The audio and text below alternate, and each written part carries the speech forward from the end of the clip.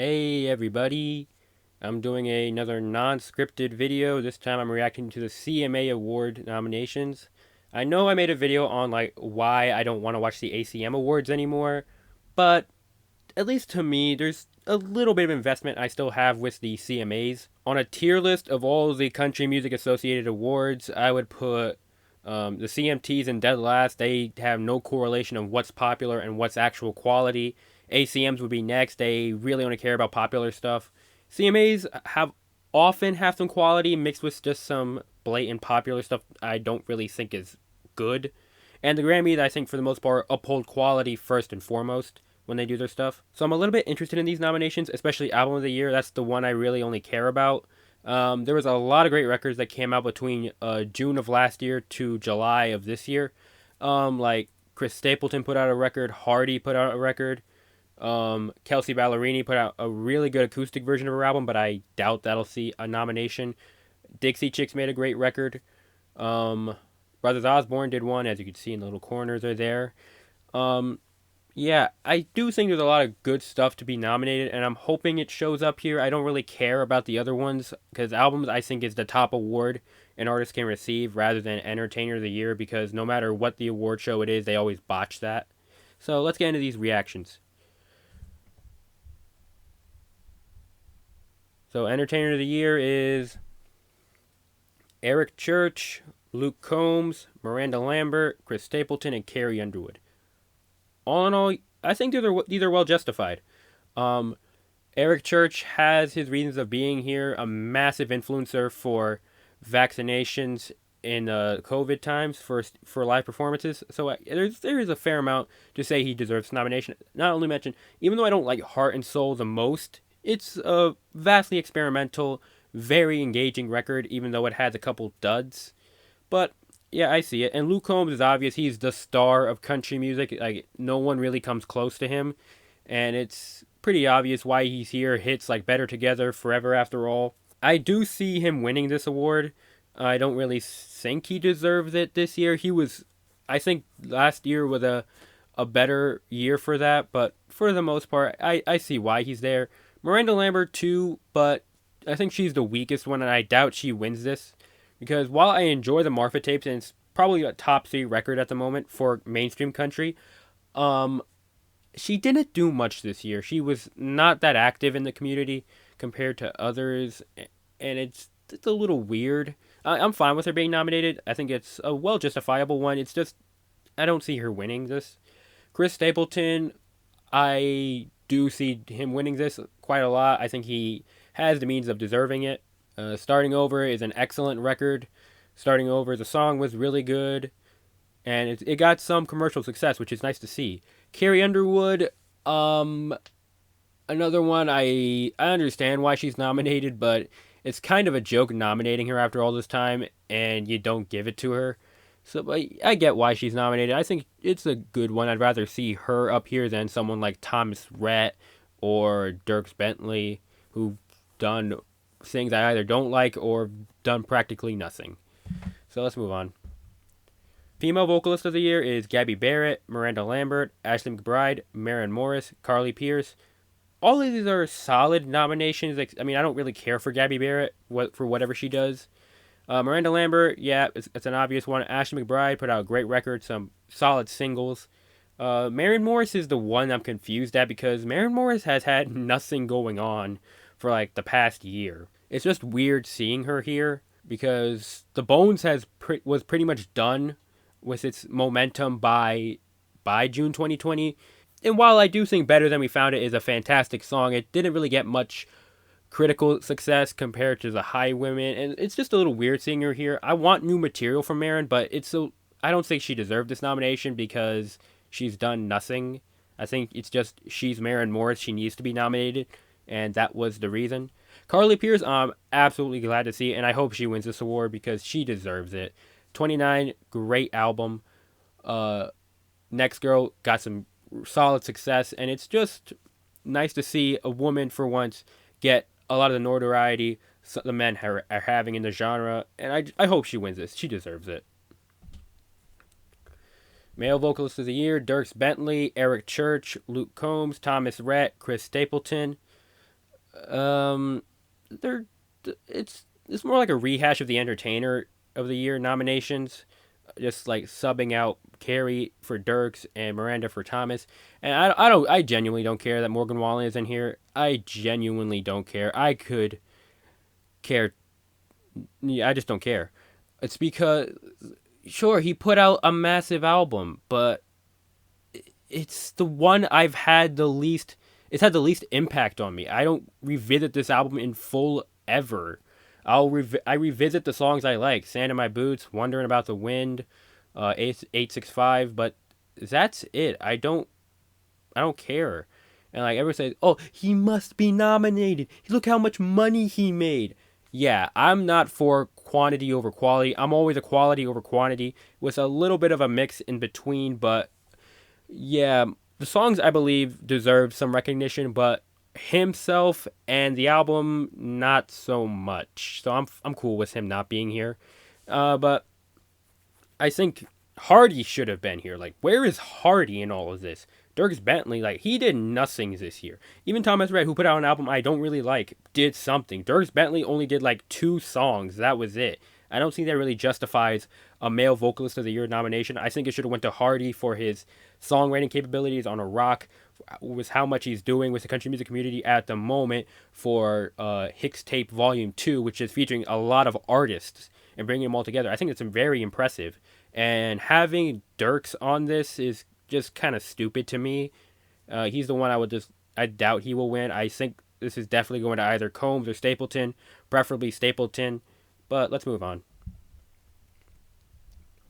And here's another nomination that I don't care about, Vocal Group of the Year. It's just the Dixie Chicks made a great record. You don't acknowledge it.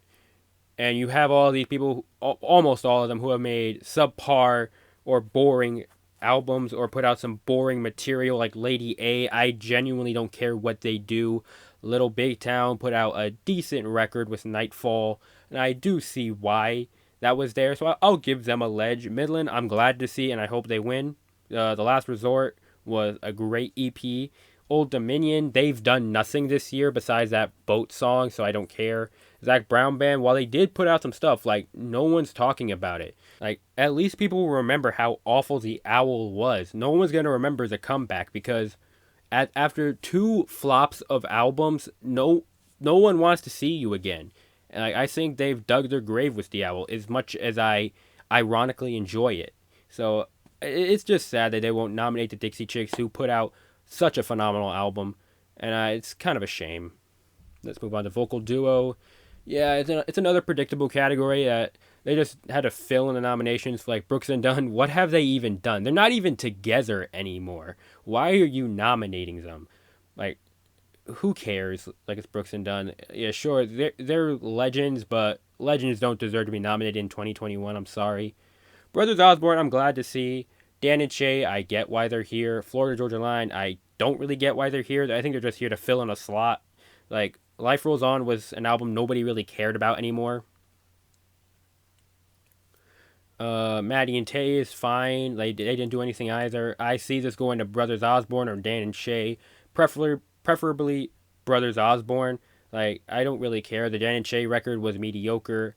And Brothers Osborne put out a pretty good record that I still come back to pretty often. New Artist of the Year. It's a predictable format. Again. Jimmy Allen, Ingrid Andress, Gabby Barrett, Mickey Guyton, and Hardy. I think this is either going to Hardy or Andress. The rest of them have put out some lackluster material I don't really care for. The Mickey Guyton album is coming up, and while I do have some hope for it, the pre-release material has been pretty lackluster. Ingrid put out a pretty mediocre song too, but she's still riding the success of More Hearts Than Mine, which is a phenomenal song. Hardy, I see he's going to Hardy with all the songwriting cuts he's had for, like, God's Country, a lot of the Dangerous record, and Can't Say Ain't Country with some of the hits that were there. But yeah, I think this is going to Hardy easily. Musician of the Year, I'm going to skip this because I don't know anything. If I'm going to pick anyone, I'm saying it's going to Jenny. That's because that's the only person I really know. Album of the year. Here's the one I care about. I'm already glad to see that 29 by Carly Pearce is getting a nomination. Sure, it's an EP, but I don't really care about album lengths anymore. It's gone crazy over this past year. I'm glad to see 29 get a nomination. Solid from front to back. Great sound, a little iffy in the production, and maybe a little songwriting issues, but for the most part, it's such an enjoyable mainstream record that takes classic sounds and presents them in a modern manner. I'm glad to see this up here. Dangerous, it's pretty obvious why it's here. I'm fine with Dangerous being here. It's a blockbuster. Like it feels like you're trying to put Endgame up for an Oscar nomination, and it's like it has some great songs, and I would rather have the songs from Dangerous be nominated than the album. And they're most likely down below, but I would rather sub Dangerous for another album. Heart by Eric Church, it's good. It's still a good record to me. It's not as on par as some of the more iconic Eric Church records, but it's good for what it is, and I'm glad to see it nominated. And Skeletons is another album I'm really glad to see. Brothers Osborne put out a really strong record, or good. I don't really know the proper term I would use, but nonetheless, entertaining album that front to back is just vastly superior to Dangerous, for an example, or just vastly superior to a lot of mainstream. Even though I wish they got this sort of recognition for Port St. Joe, which is one of the best albums of the decade, but that's fine. I'm glad to see Skeletons get a nod. And Starting Over by Chris Stapleton is the last one. Obviously, this was going to get nominated. This is Chris Stapleton we're talking about.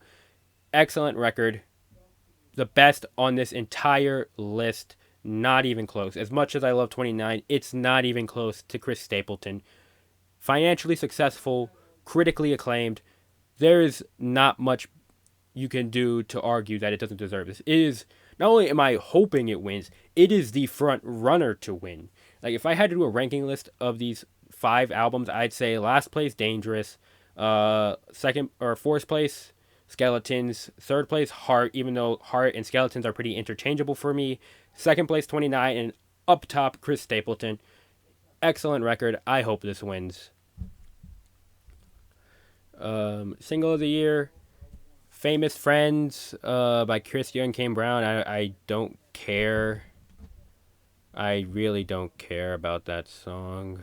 The Good Ones, don't care. Hell of a View, it's fine. One Night Standers, now that's a song I actually want to win. This is an excellent song. I'm glad it's getting a nomination. Was it as big as others? Not necessarily, but I would rather this be nominated than that Nelly Florida Georgia Line remix or Fancy Like by Walker Hayes, which actually does make the cut for a nomination.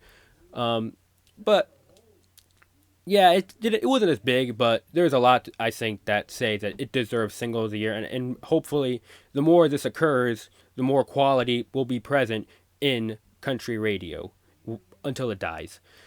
Starting Over, the single, really good. I don't think it's as good as One Night Standards, but it's good to see it here. I would have preferred You Should Probably Leave. I think it's hard to tell. Those songs are pretty much equal to me, but for the most part, yeah, One Night Standards is my pick to win. Although I do see this going to Gabby Barrett, most likely, maybe Chris Stapleton, but that's it. Song of the Year is are literally the same nominees except for Forever After All, which is kind of weird. Forever After All is not a song I would think of Song of the Year material. I would think Single of the Year material because this song is huge. And the rest of them are just copy and pasted from Single. I find it kind of stupid because you could have put 29 by Carly Pearce here. You could have put Next Girl by Carly Pearce. You could have put Sand in My Boots or More Than My Hometown. You could have put a lot of good stuff here, and you have a pretty poor output. It's like the weakest set of nominations I've seen. I would have rather had a different Luke Combs song be nominated for this, like Does to Me. It's just weird seeing that. I don't know. I'm still picking One Night Standards to win Song of the Year because it deserves it.